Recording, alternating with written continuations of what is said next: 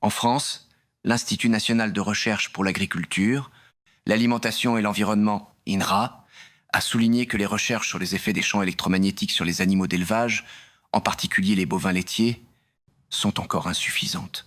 Les vaches pourraient être sensibles aux courants parasites en raison de leur faible résistance électrique corporelle, de leur taille et des conditions des sols humides. Les effets observés incluent des modifications du comportement, tels que des changements dans le temps passé en position couchée, des altérations du profil quotidien sur le pâturage et des variations du comportement de rumination, suggérant un état de stress chronique. La Suisse a mené des recherches sur l'impact des ondes électromagnétiques sur les animaux, notamment les insectes. Par exemple, une étude suisse a révélé que les ondes électromagnétiques peuvent perturber le comportement des abeilles, entraînant une augmentation significative des signaux d'alarme émis par les ouvrières, ce qui peut indiquer un stress. Ces résultats suggèrent que les ondes électromagnétiques pourraient avoir des effets négatifs sur les insectes. Cependant, les recherches sur l'impact des ondes électromagnétiques sur les animaux sont encore limitées, et les résultats ne sont pas toujours concluants. Certaines études ont observé des effets biologiques, tels que des modifications du comportement ou du métabolisme, tandis que d'autres n'ont pas trouvé de preuves significatives d'un impact négatif. Il est donc essentiel de continuer à étudier cette problématique pour évaluer les risques potentiels et mettre en place des mesures de précaution appropriées.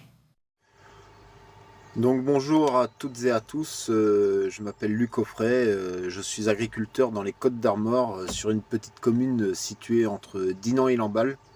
Donc là je me trouve derrière un poste source Enedis de 63 000 volts et mon exploitation se situe juste en dessous là-bas.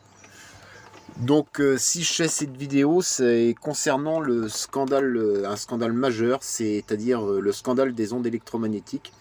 Moi, depuis le 22 octobre, je n'ai plus d'animaux. J'avais des bêtes de viande et je n'ai plus d'animaux car Enedis envoyait des ondes électromagnétiques sur mon troupeau via ce poste source.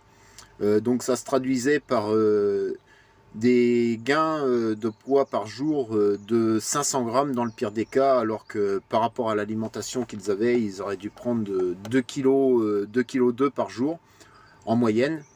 Et les bêtes étaient en souffrance en permanence. C'est de la maltraitance de la part d'Enedis. Et partout en France, c'est la même chose. On estime qu'on est 25 à 30 000 agriculteurs à être pris de la même façon. Et c'est certainement beaucoup plus. Et le nombre ne fait que d'augmenter. Et donc il n'y a pas que les postes sources Enedis, RTE, il y a les lignes électriques, le photovoltaïque. Il y a aussi les éoliennes, les antennes relais. Partout en France, c'est la même chose. Et ça agit aussi sur la biodiversité, sur la faune, la flore. Enfin, c'est dramatique. Et aussi sur l'humain. Ça se traduit par des cancers pédiatriques partout en France. Le cas le plus connu, c'est Sainte-Pazanne. Le cancer de Sainte-Pazanne fait référence à une série de cas de cancer pédiatrique détectés dans la commune de Sainte-Pazanne. Les familles des enfants malades et certaines associations ont soulevé l'hypothèse d'un lien possible avec les champs électromagnétiques émis par les antennes relais, les lignes à haute tension et autres sources de rayonnement non ionisant. Cependant, aucune preuve scientifique formelle n'a permis d'établir une corrélation entre ces cancers et l'exposition aux ondes électromagnétiques.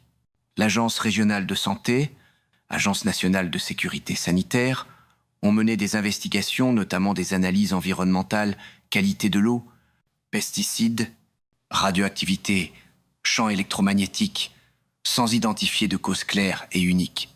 Aujourd'hui, l'affaire reste un mystère sanitaire et aucune cause unique n'a été officiellement identifiée.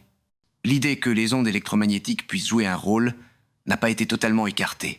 Et aussi des malformations partout en France aussi. Et d'autres maladies sur les adultes. Il y a un autre problème, c'est la dévalorisation de l'immobilier des maisons. Les gens ne peuvent plus vendre leur maison à cause de ça quand il y a des antennes relais ou des éoliennes en face de chez eux. C'est inadmissible. Tout le monde est au courant. Tous les politiques sont au courant.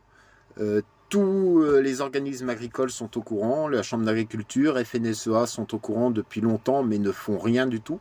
Ils nous laissent crever, tout simplement. C'est scandaleux. Ils se foutent de nous. Pour preuve, moi j'ai filmé Macron avec 3 autres agriculteurs. On l'a rencontré pendant 10 minutes. On a discuté avec lui il y a 1 an au Salon de l'Agriculture pendant 10 minutes. Et on lui a tout expliqué, il faisait mine de ne pas être au courant, alors qu'il connaît très bien le problème, puisqu'il y a eu plein d'agriculteurs qui lui ont écrit, et donc sur la même problématique. On a rencontré Marc Fesneau 2 fois au Space Arène et au sommet de l'élevage à Courmont, 20 minutes aussi à chaque fois, et on lui a expliqué, il nous a dit oui, on va s'occuper de vous et tout. Et il n'y a toujours rien, et plus de 6 mois après. Faut savoir qu'il y a eu une enquête ministérielle menée par le ministère de l'Agriculture l'été dernier.